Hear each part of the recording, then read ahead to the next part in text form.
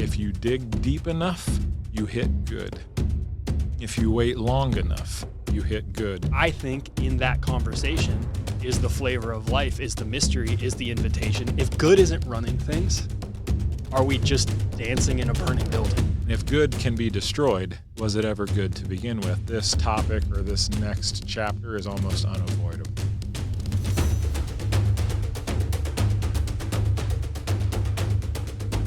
Do you feel like / believe that most people in their working lives feel like their work is going to have some kind of significance or meaning beyond them? I can't quote the data to you, but I feel like I've heard studies around significance at work. Yeah. And like the numbers don't look too good. How do you read the number? What do they mean by significance? Exactly. You'd have to go into like, what are we saying significance is? But the general even sense in how people think about work, to me, doesn't feel like you're waking up. Many people are waking up in the morning going, this has significance. Yeah. Like happiness or contentment or even like sense of calling. Yeah. That's more what I mean. Yeah. Where you're going, I know I was supposed to do X. I think it's low. The more I work with the center and the people that work with the center, the more I think that this topic or this next chapter is almost unavoidable. And by that I mean, and I'm trying to get at it with asking you the question in different ways, but whether goodness is eternal or not. And as soon as I say it, like, that is a philosophical, theological, existential question, and I just don't see any way around it. To say it another way, to say it from the negative or the negation way. I have this image, and I think I actually got this from you. Okay. Standing in a burning building in catastrophe, and you're just kind of like gazing off with a weird smile on your face. It haunts me a little bit, but showing my cards because of where I'm ready to go with goodness and whether it's really good or not, I enjoy it now. It gets kind of funny to me, that image, but it still haunts me at the same time. In other words, if people really believed my work has no utter ultimate meaning or significance or any kind of goodness at all, like it's literally void.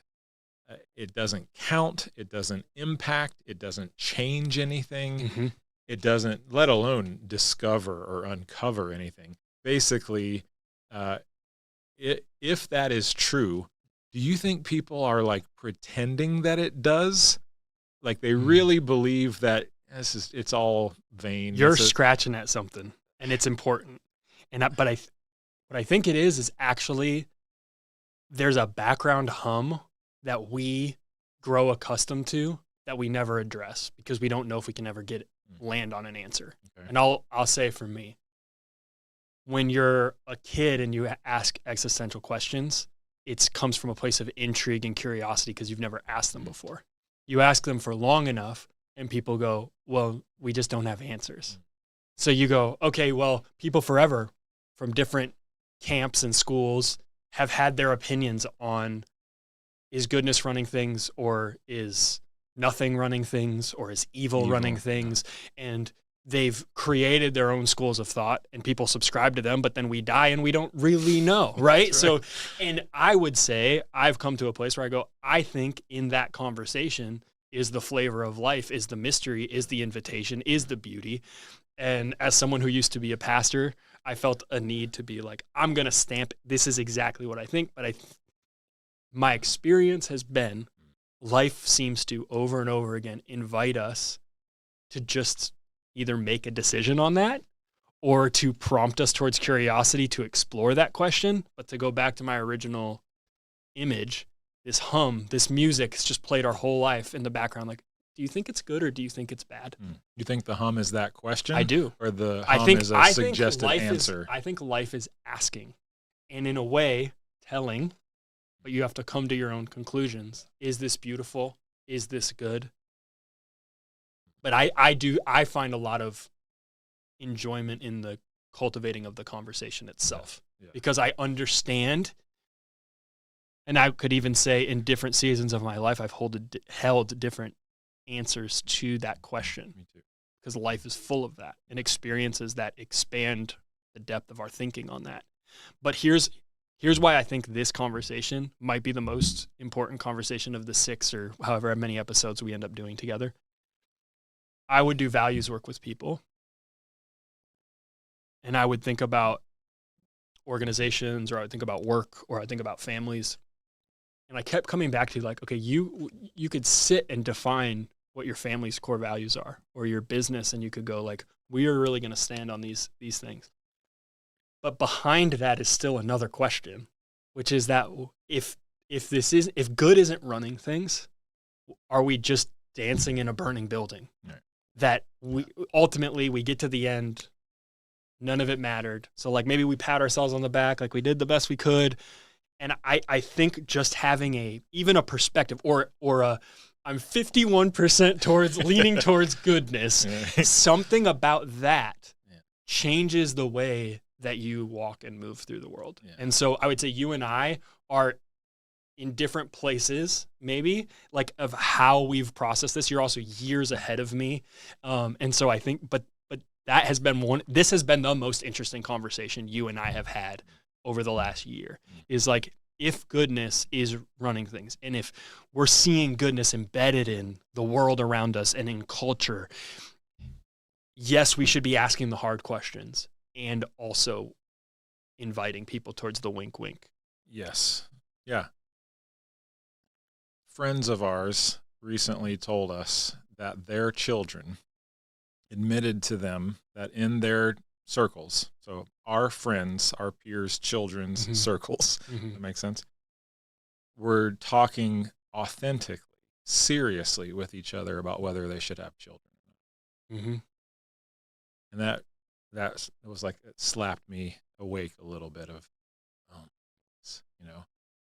because, I mean, ... I'm not going to be coy here.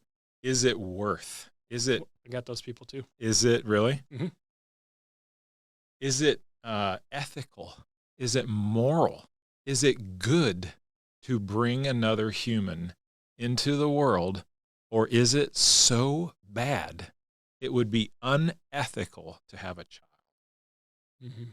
I think that's the background hum, because there's something going on there where it's like, if you don't answer this question and you just hear the pollution, the noise pollution of everybody's opinions about everything, and this is happening over here and this bad thing's happening over here, we're so quick to hear about the despair and the war and the famine and again, those deserve exploration, question asking, definitely not rose-colored glasses about everything. Yep. Deserves all of it. But if the background hum doesn't get an investigation, that you have come to the conclusion that essentially like almost like having kids would be like some sort of act of defiance, because the world is so bad that to bring up another generation, but I've heard it and it's there. It's very prevalent. I appreciate you admitting that. That was not quite traumatic, but I mean, you talk about I was just kind of going through my day, and when they said the punchline of that story, I did not think that's what they were going to say. I think that hum is a leaning, or a 51%, that the most true thing about the world is goodness right now, always has been. And this is the part that I just get chills thinking about will be. The will be is... Because if it's a certain kind of good, like everything else is pointing to, it's indestructible. And if good can be destroyed, was it ever good to begin with? Or at the very least, something stronger than it exists. And then the most true thing about the world's not goodness anymore. It's whatever that thing is. So I think it's one of the reasons, well, there's the years of the center's work that I want to own on my sleeves and with my heart open, is a bias. Like, I have been operating in a certain corner of the world with certain organizations that are naturally curious about getting better at these. So please hear that. But at the same time, it's a diverse group of people from all over, different demographics, different income amounts, different places where they live. And we kind of keep bumping up against the same thing. So extrapolating for sure is happening, and I own that. And I am welcome and curious about pushback and feedback. But all those things cumulatively has led me to the younger people today that are seriously considering whether they should have children or not keep having children, usually.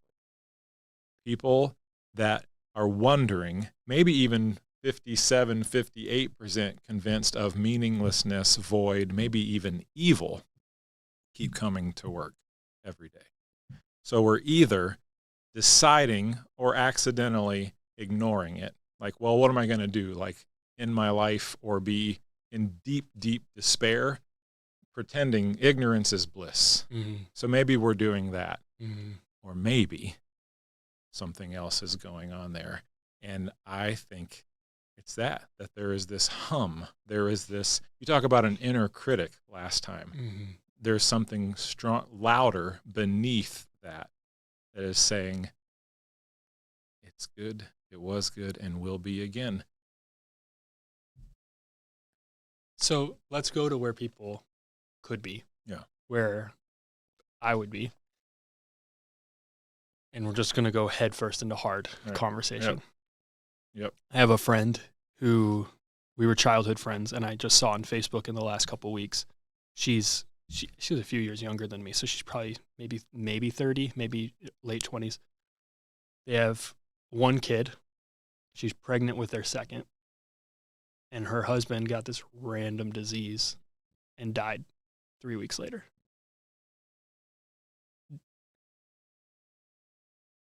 I haven't even talked to her. So, but, that, like, to be really frank with you, I think there's some people that would listen and just are in a mindset of like, fuck that. That doesn't sound, talk about dancing in a burning building. And I watched what she said at the funeral, and you know, it was beautiful and impossibly hard. But so I think of that, or I'll say I have a cousin whose kid drowned in a pool, or you listen to Rainn Wilson, the guy from The Office, and he talks about his grandma had a disease and was in the hospital. They thought she was going to die. Kids come to visit because she's finally going to be released from the hospital, thought it was a miracle moment. She tripped, hit her head, and died. And you go, what? So we're not dancing in a burning building and goodness wins, but there's, you know, Israel's bombing Gaza and Gaza's in a fight with Israel, and the wars that are happening and the famines that are happening, because the family that's sitting there with kids going, we don't want to have kids, that's not coming from nowhere. That's a backwards hum that to me is us saying, we're not really sure how to answer this question. I think there's a majority of adults in America that either don't, or I'll keep it to our culture, but I would say probably globally, just like don't know. How do you even address that or hold both at the same time? And I'm hoping that even in this push and pull, people sense the nuance, because there's a lot going on there. But I'm curious how you would respond to that.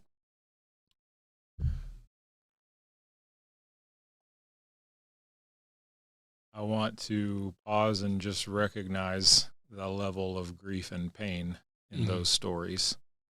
I don't want to say anything too quickly that would even be sniffed at as disrespect or moving past that too quickly. It's unspeakable pain and grief. And no one listening to this today is immune from that. We all got those stories. Yeah. 100. Yeah. And so there's something there too. Like, me too. I remember so and so. I remember this. I remember that. What about this? What about that?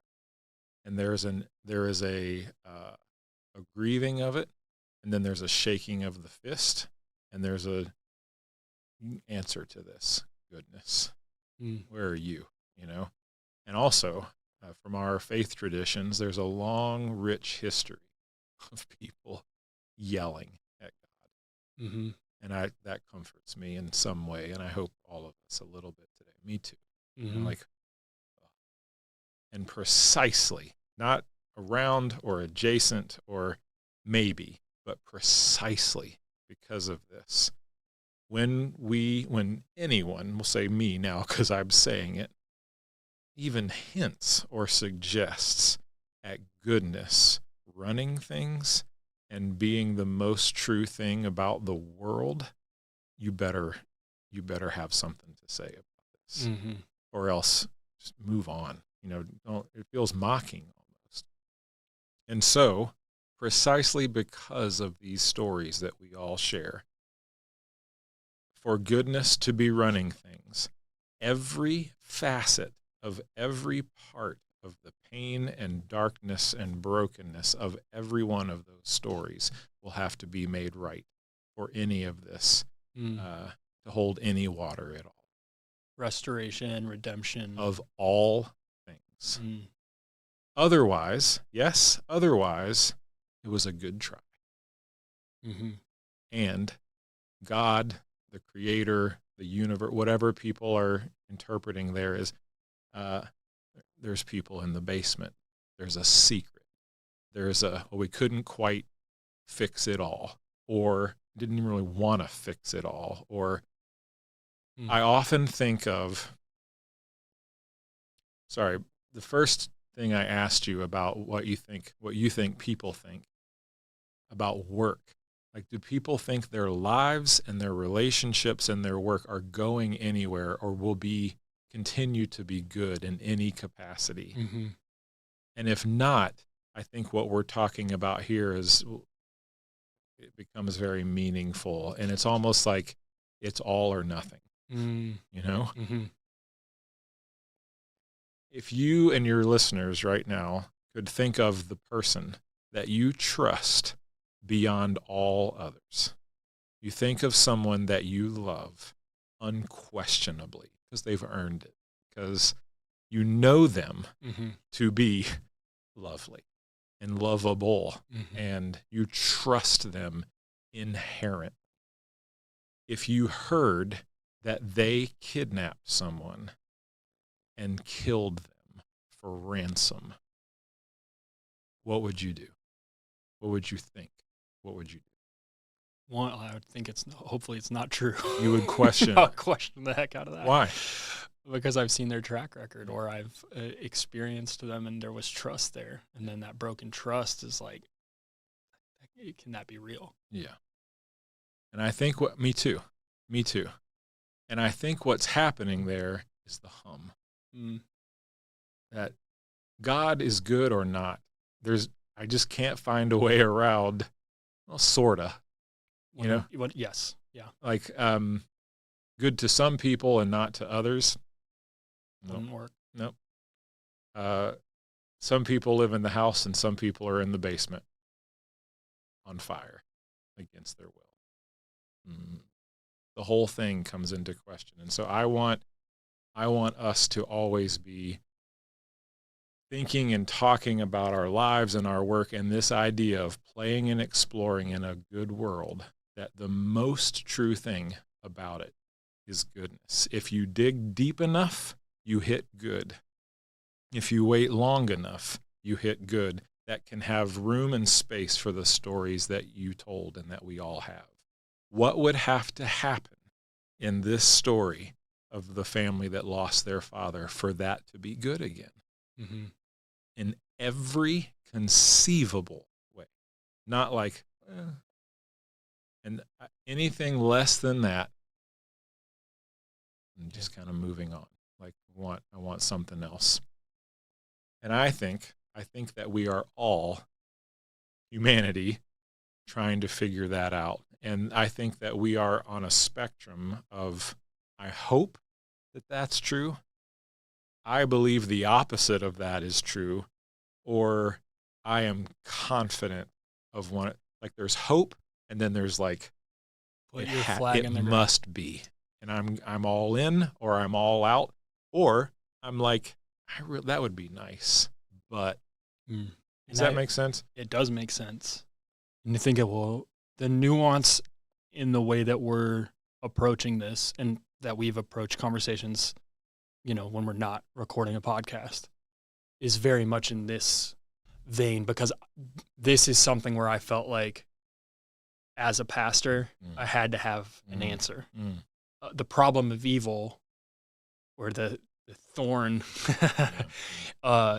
it begs exploration, question asking. And I think that the weight of that and the stories like the one I just told, and the nuance, I went from like, I have to have an answer, to some days I wake up and I'm so sure, and other days I wake up and I'm so not sure. And when you say you have kind of these people that are like, yes, goodness is running things, or no, it's not, I would say both of those characters live in me so loudly. And I wish more people would at least admit that. And I think sometimes because we can't admit that, we default towards goodness might not even have a chance at running things, or because death, from our eyes and vantage point, gets the final word. It ends the conversation. I've been in a number of conversations where it's like, well, that's the last thing we can see, the last thing we can prove, whatever you want to say to that. And I think it can sort of stunt the conversation, but there's something, even in, to take it more data for a second, but like even the last, what would you call it, decade plus of watching people be like, no to God, let's bring in some atheism, there's something hardwired in us where like now I look at the 30 and under crowd and we're all like, I think we swung too hard over there. But there's a part of me that's like, the exploration of both might just be the point. Like the fact that we're swinging and going, some of the evidence to me seems to point to like, this is pretty chaotic and wild. And another part of me would call it mysterious and worth exploring, and goodness embedded in all things. And there's a more hopeful vantage point from that. But it's like, you come into that with rose-colored glasses. You come into that just being told like, no, goodness is running things, ignore what's happening over there. And it seems so inauthentic. But to come at it from, I'm trying to hold all of this stuff of like,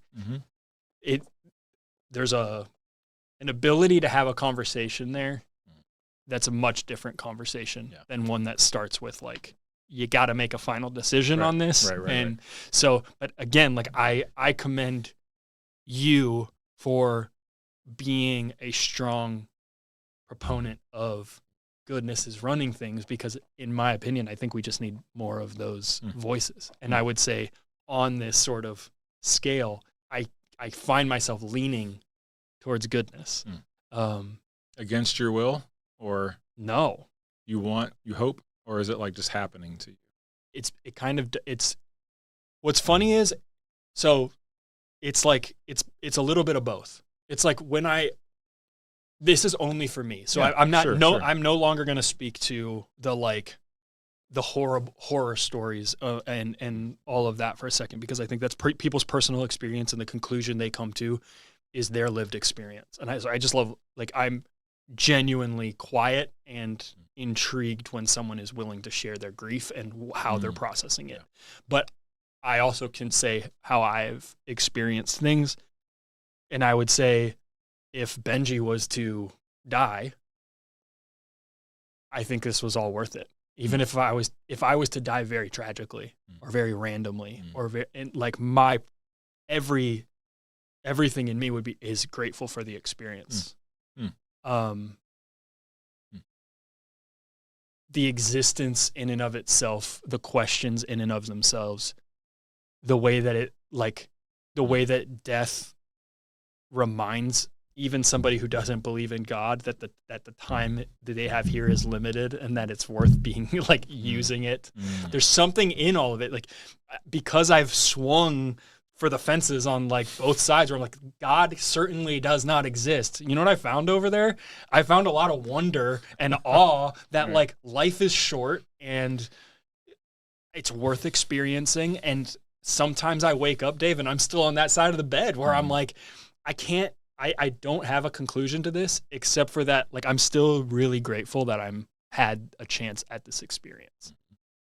Do you think that means that goodness is stronger than despair or death? Like you said, if I died, it's worth it.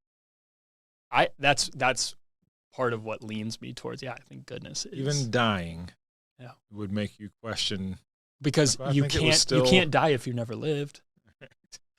And so something about living, there's enough curiosity about this world too to not come to a conclusion about what happens after it. Sure. You can't explain the solar system. You haven't found the edges of it. Yeah. We don't understand the planets. We don't understand our internal world barely an inch deep. So the more that I don't know, the more I realize I do get to decide if I see this as good or bad. Do you think that wickedness or evil could ever or has ever destroyed any good thing? So when we've talked about this before, I don't want to regurgitate things you've said either. So I'm trying to think of like how I would. My natural, just where I immediately go, is death feels final, right? Mm-hmm. So, of course, yeah. Somebody in a war scenario, mom, child, soldier, murdered, end of life. Over. Goodness seems to be over for them. And you can zoom out and then you can go, okay, like let's say, but generally, I don't know if that's what you would do, but I think that's one of the perspectives I would say I still struggle with, is like, because I can't prove with you know. Yeah. I mean, either. I can't either. Exactly. We're talking about the hum, right? And the I think assumption. That's where the hum for me is. There's enough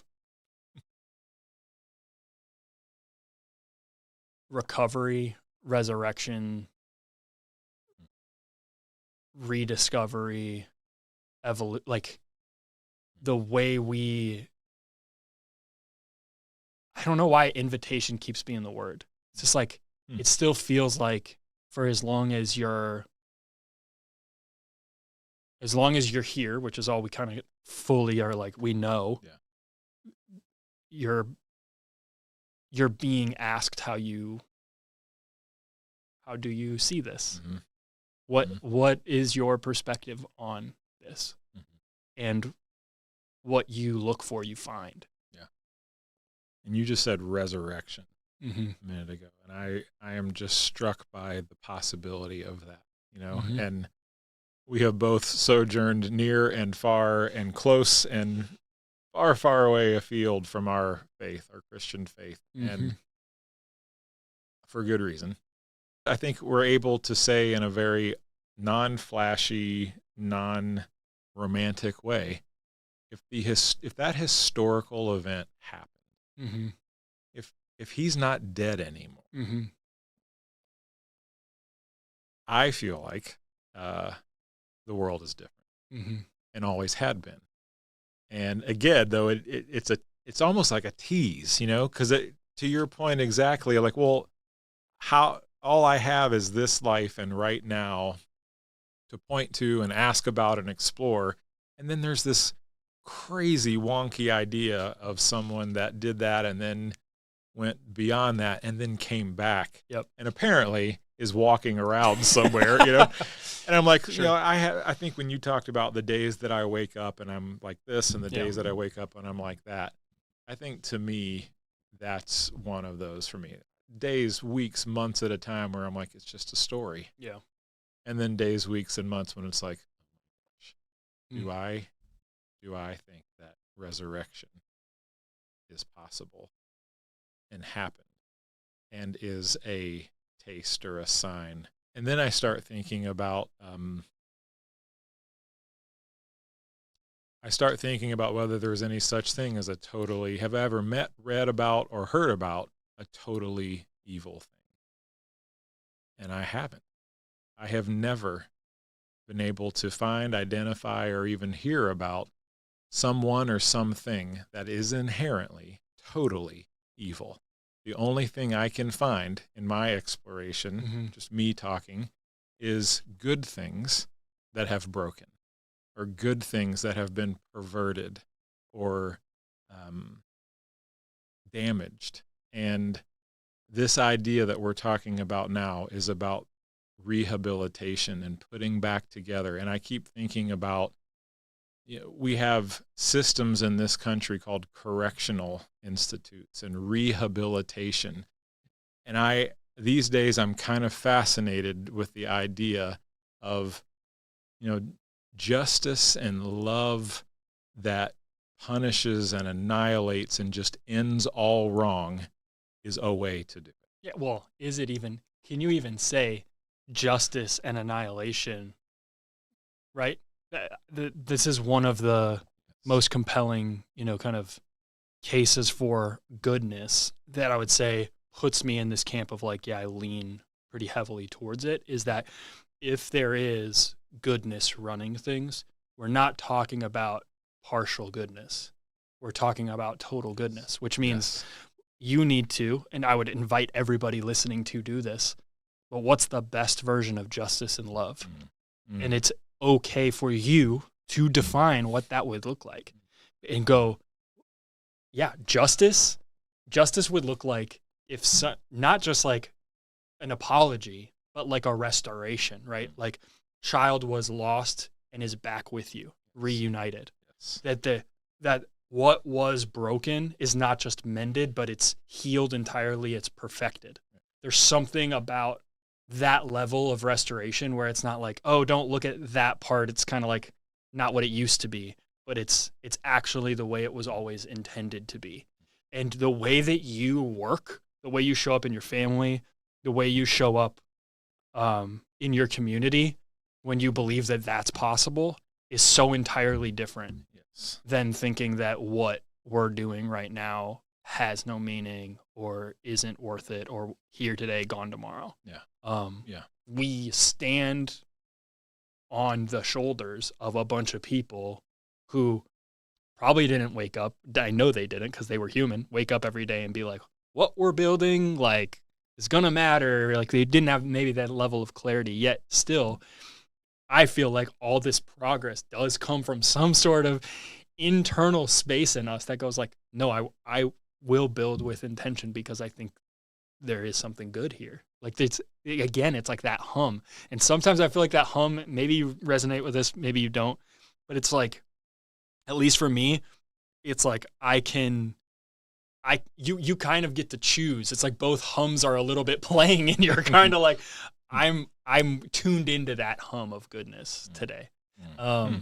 It's like invitation. It's,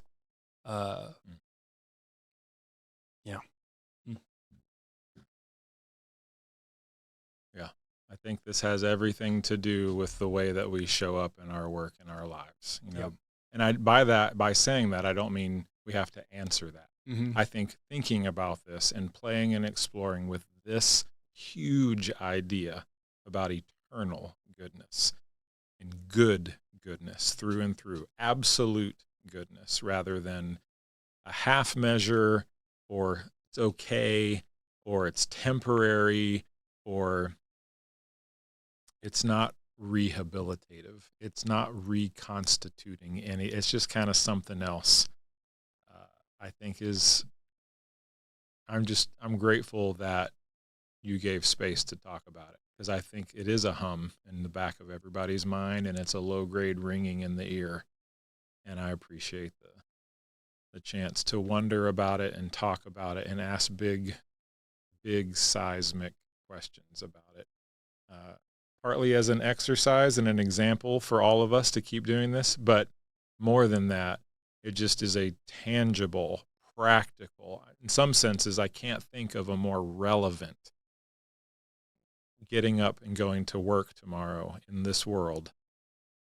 I can't think of, in one sense, more important things to talk about. To use what you just said, how much that can shape and color and influence and motivate and generate human work in this world. If goodness is running things top to bottom, left to right, absolutely fully, or half measures, or kind of whistling in the dark, we're smiling in a burning building. And pay attention to how you show up. If you just, like, again, I think I joked about it in maybe the last episode, was like, you can try on a value. So just try on goodness. That's an easy thing to do tomorrow. If you were to wake up and just, maybe you're not convinced of it, and just like, I'm going to just for 24 hours try to spot goodness. Where is it showing up? I think you start to realize, like, you see it in more places when you're trying to see it. I wanted to read you this Naval quote. I was listening to a podcast with him on modern wisdom with Chris Williamson, but he said, on physical things, discipline is really important. So, like, for instance, like, you're working out, right? It's just like, go get your reps in. You kind of, it's just a discipline. You want to be healthier, just eat healthier things. But he said, on mental things, understanding is way more important. So once you see a truth, you can't unsee it. And I thought about that, where I was like, that's it. It's not like you could listen to us talk about it over and over again. There's not reps to go do. There's not like a discipline necessarily, but like us talking about goodness or evil is running things.